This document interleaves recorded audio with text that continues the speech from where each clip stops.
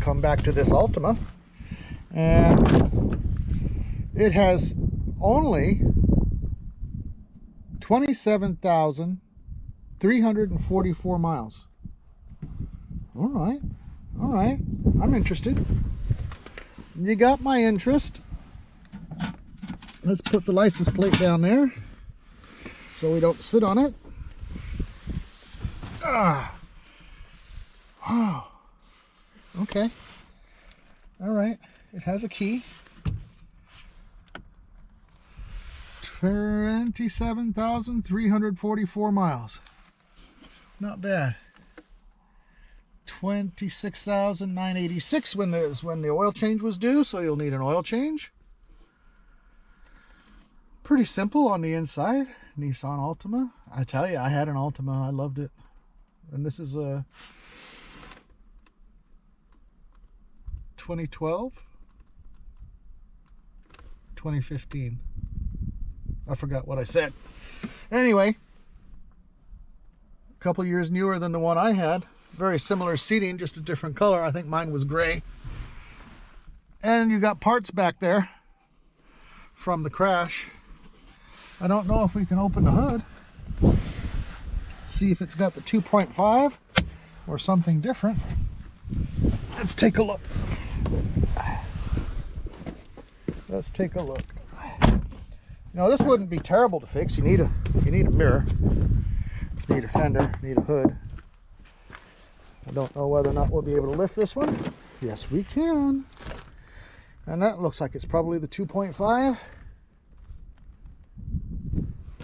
Let me see if I can read the sticker up under here.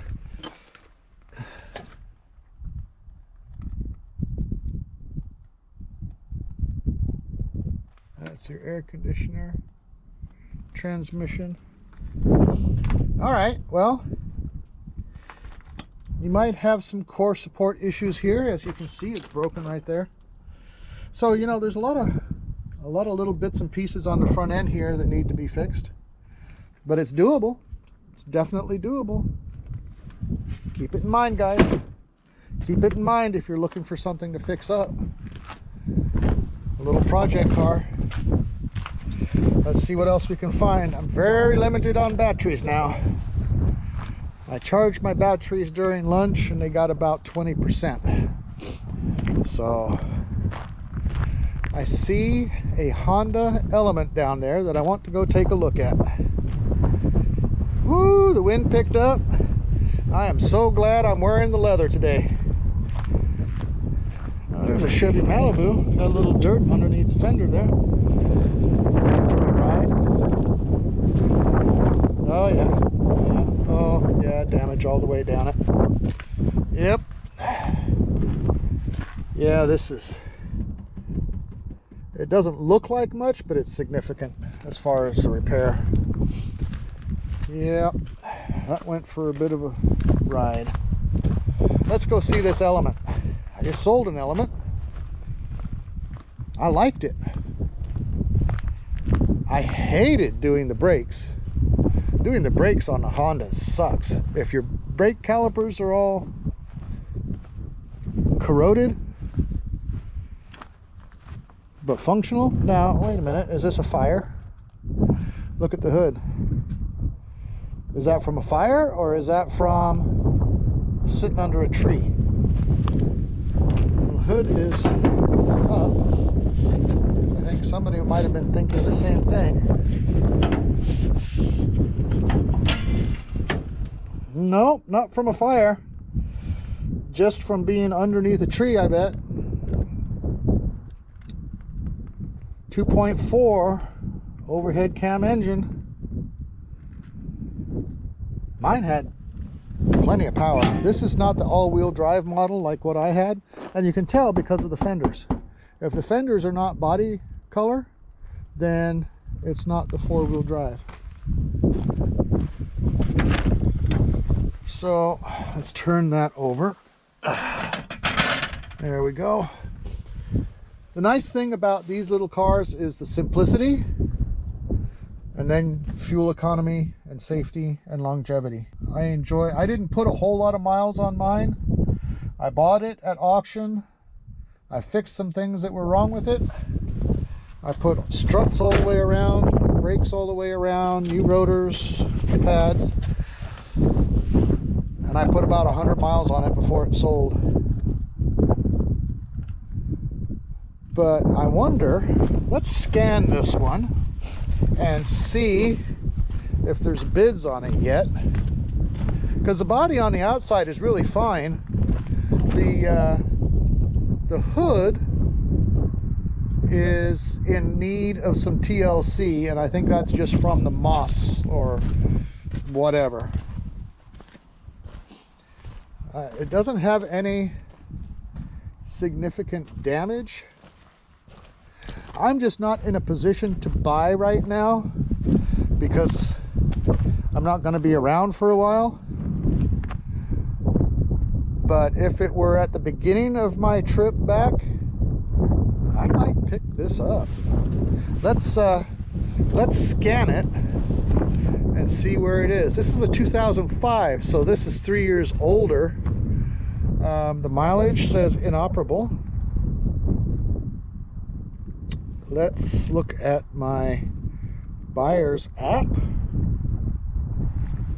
and scan that. And what I'm looking to see is whether or not there's bids on it yet. It says the key is missing, the dash is inoperable, probably because the key is missing, and it's dead, not ready for sale yet. What does it say? Does it say anything about its anticipated value? No. Actual cash value is blank. This is a two-wheel drive model. So no, we didn't learn anything by doing that, other than it's not for sale yet. Okay, well, in the SUV lineup here, we have a Land Rover. This is a 2011 Land Rover. And it's here because of collision damage. 108,417 miles. And we've got the window that's broken back here. And what I'm going to call some minor damage to the sheet metal in the back and a broken light. Now, if you had a body guy that you knew that could just pull that out a bit and maybe throw a little mud on there and replace the fender flare, that is the damage. That is the damage. But you know, after 100,000 miles, the insurance companies aren't willing to take the risk of putting it back on the road. I think is what they go by. Let's see if we can open this. Yep. Okay, this was a doggy hauler. We can tell by the doggy hair. And I'm going to just make an assumption on that part that this is doggy hair. And there you go. Look, there's your fender extension right here in the back. So you need to get somebody who knows how to put it back on, which doesn't look to be terribly difficult. A little bit of body work, a window. I mean, the headliner's not bent up. It doesn't look like there's any significant damage. You of course would have to get underneath and check the suspension and whatnot and see, just to be sure. But oh, I saw Biohazard in the reflection there, and I thought it was this one, but it's not. It's the car next to us. All right. Smells a little bit like doggy. 108,000 miles. It's got the correct date on it. It's got power. Let's sit inside. I don't mind smelling like doggy. I like doggies. Anyway, so 108,000 miles. Let's see if windows go up or down. No, they don't.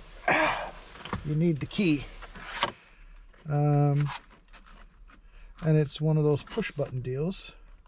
And I don't want to push the button and start it because they don't want me starting it. So, I don't know how you get them in accessory mode. Maybe if you don't touch the brake. That gives you accessory mode. Ah, okay. Let's check the windows. Yep, drive-through window works. Your ticket window works. It's telling me it's shutting down because there's low power. I'm not shocked. Okay. We got a bunch of lights on, but that's just because it's in accessory mode and hasn't started up yet. And we turned it off. And there we go. Low battery, please start engine. Or we're not gonna. Oh, look at there. There you go. That's what's inside one of these. It must be four-wheel drive because you have your different drive modes. I would say that's normal, that's snow, that's in the mountains, that's in the desert, and this is on hills. Little clock there in the middle. This one's got navigation. Very cool. It's actually a nice looking car. Nice looking car.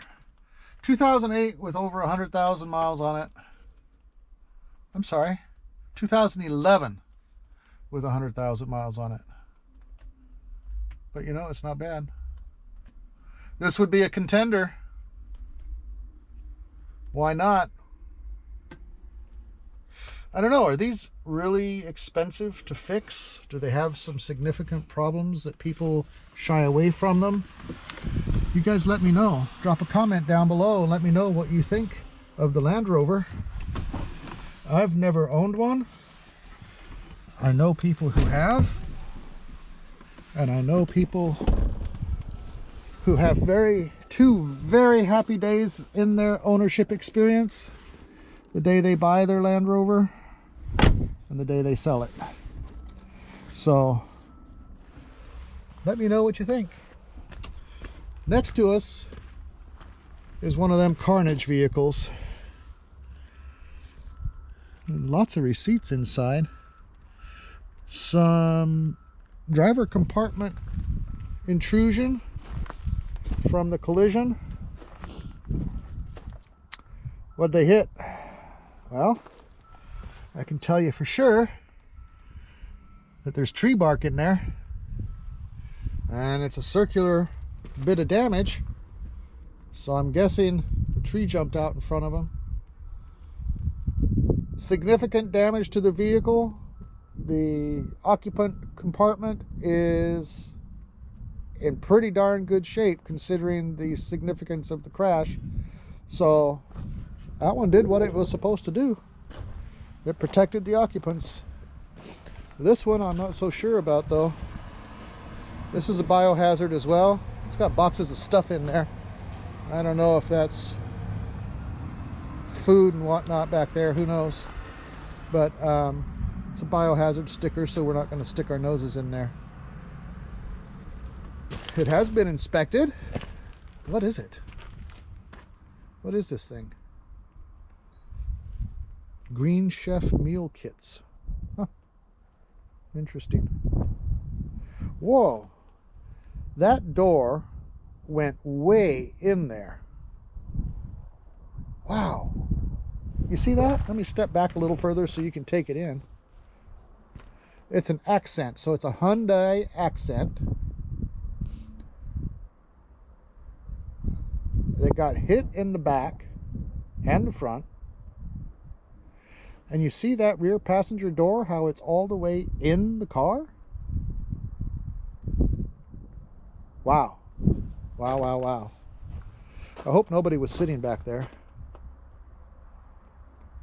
Wow. It says biohazard, so we're not going to venture forth any further There is definitely food inside. That might be the only problem. But we're not going to test that theory.